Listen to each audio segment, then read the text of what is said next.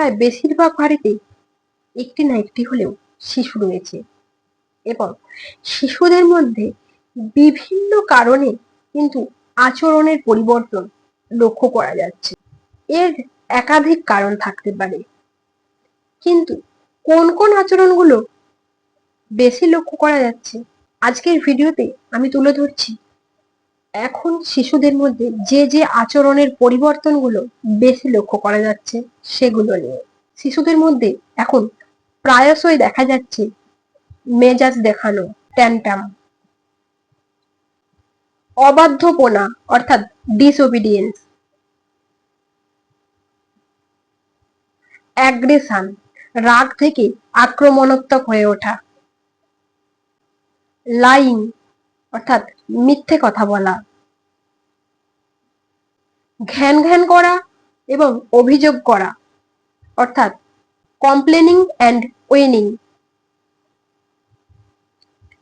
লাজুক অর্থাৎ সেনেস। এছাড়াও আরো বিহেভিয়ারাল সমস্যা অর্থাৎ আচরণের সমস্যা যেগুলো শিশুদের মধ্যে লক্ষ্য করা যাচ্ছে।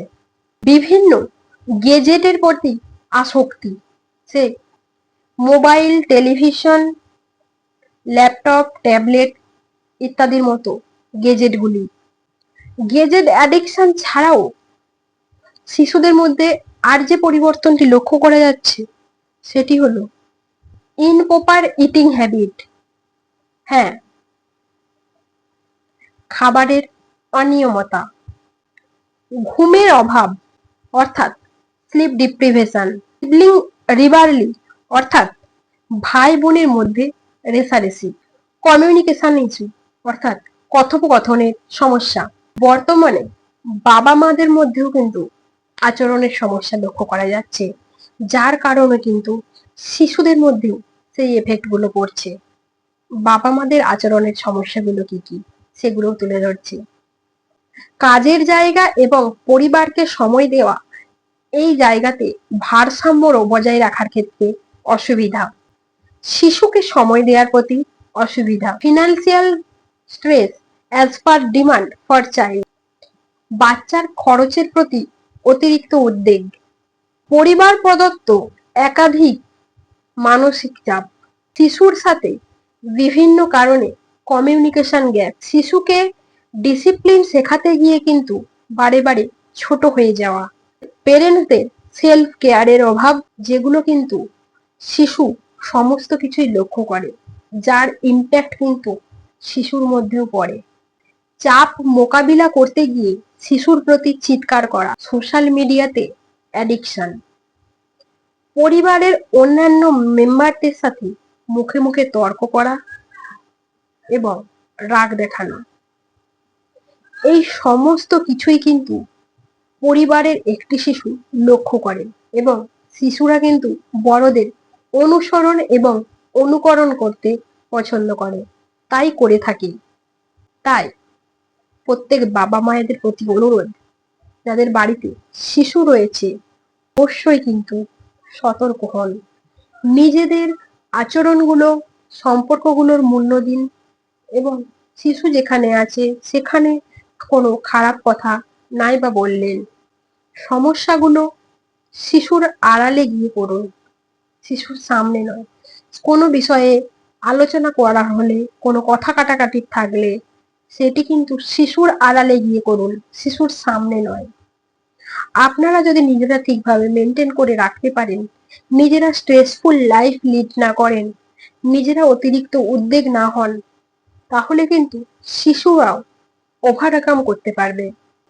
বাবা মারা অন্যান্য পরিবারের শিশুদের মতো লাইফস্টাইল লিড করতে চান, সেই কারণে শিশুর অবস্থা না বুঝে শিশুর মধ্যে চাপ সৃষ্টি করেন, সেটি কিন্তু ঠিক নয়।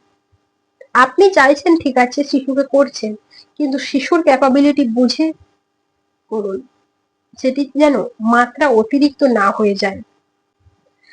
প্রত্যেকটি পরিবারেই কিন্তু বাবা মা এবং শিশু রয়েছে।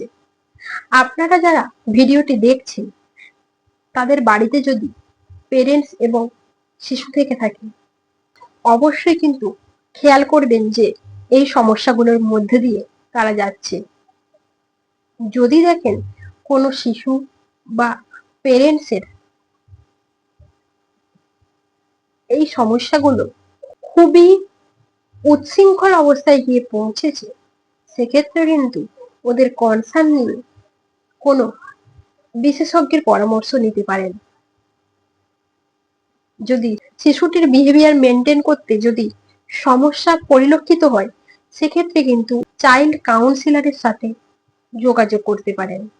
আর যদি দেখেন পেরেন্টস এর মধ্যে প্রায় দিনই বিভিন্ন কারণে সমস্যা হচ্ছে, যার ইম্প্যাক্ট শিশুর মধ্যে পড়ছে, সেক্ষেত্রে কিন্তু একটা ফ্যামিলি কাউন্সিলিং করাতে পারেন।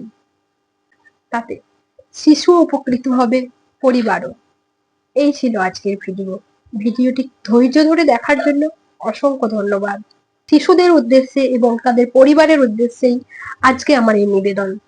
ভিডিওটি যদি ভালো লেগে থাকে লাইক করতে ভুলবেন না, কমেন্টসও করতে পারেন। আপনাদের অনুপ্রেরণায় আমাকে নতুন ভিডিও আনতে উৎসাহ দেবে। ভালো থাকুন, সুস্থ থাকুন, শিশুর প্রতি খেয়াল রাখুন। ধন্যবাদ।